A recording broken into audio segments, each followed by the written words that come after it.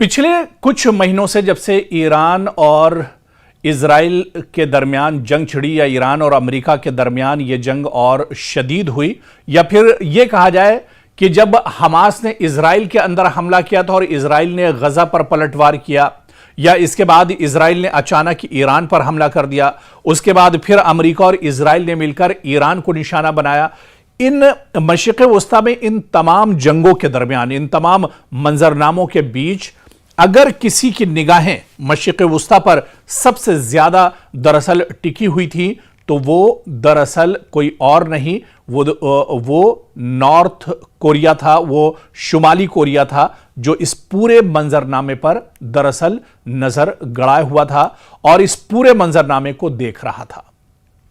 बज़ाहिर प्योंगयांग जंग का बराह रास्त फरीक नहीं था, न उसकी सरहद ईरान से मिलती है और ना ही उसके ऊपर फौरी हमले का कोई ऐलान हुआ, लेकिन इसके बावजूद शुमाली कोरिया इस जंग को महज मशरिक़ वस्ता का बहरान नहीं बल्कि अपने मुस्तकबिल, अपने एटमी प्रोग्राम, अपनी हुकूमत की बका और अमेरिका के साथ आने वाले मुमकिना तसादुम के आईने के तौर पर देखता रहा है। और अभी भी शुमाली कोरिया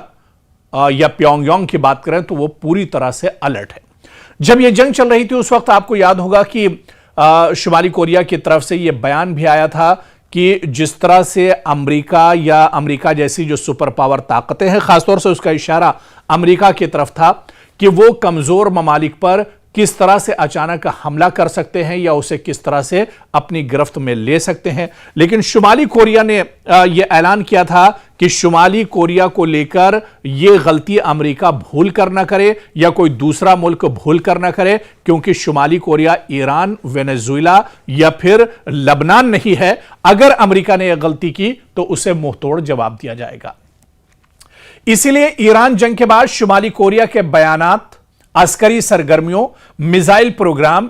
और इसके अलावा बहरी ताकत के मुजाहरों और सिफारती इशारों को एक साथ पढ़ना बहुत जरूरी है, इस पर गौर करना बहुत जरूरी है। सवाल यह नहीं कि शुमाली कोरिया ने ईरान के हक में क्या कहा, बल्कि असल सवाल यह है कि प्योंगयांग ने इस जंग से क्या सबक लिया,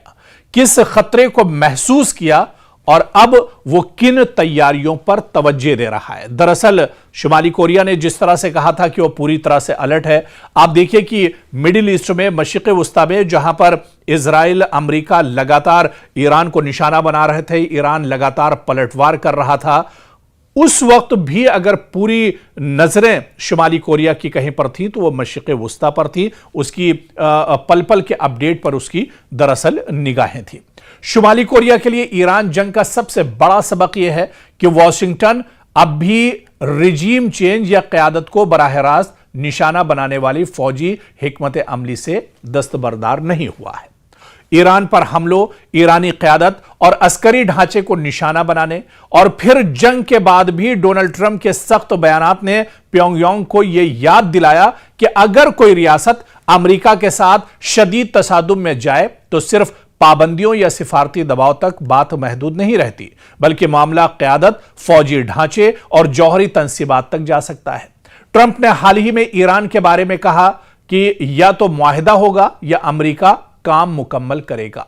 और यही जबान शुमाली कोरिया के लिए खासतौर पर माने रखती है। प्योंगयांग की नजर में ईरान जंग ने एक और बात साबित की, जिस रियासत के पास काबिल एतमाद जौहरी डिटरेंस न हो वो अमेरिका या इजरायली दबाव के सामने ज्यादा गैर महफूज हो जाती है। यही वजह है कि जनूबी कोरिया के सदर ने भी कहा कि ईरान जंग के बाद शुमाली कोरिया अपने जौहरी हथियार छोड़ने पर पहले से भी कम आमादा होगा। उनके मुताबिक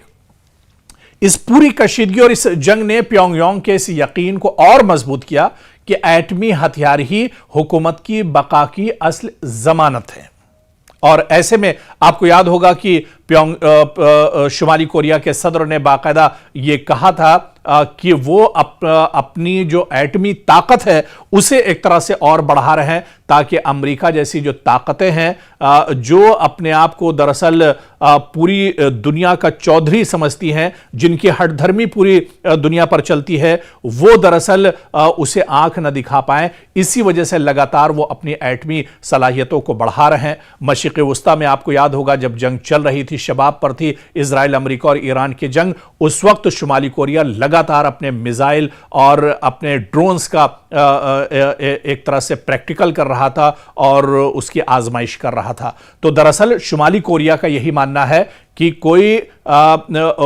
بڑی طاقت، دنیا کی بڑی سے بڑی طاقت، دنیا کا سپر پاور بھی اگر اسے آنکھ دکھاتا ہے تو اس کے لیے یہ ضروری ہے کہ اس کے پاس ایٹمی ہتھیار ہونے چاہیے، اور اسی وجہ سے شمالی کوریا آج دنیا کے بڑے ممالک میں ایک طرح سے شامل ہو رہا ہے، جس کے پاس جدید آلات ہیں، جدید ہتھیار ہیں، اسلحہ اور گولہ بارود ہیں، ایٹمی ہتھیار ہیں، تاکہ دنیا کی بڑی جو طاقتیں ہیں وہ اسے دبا نہ سکیں۔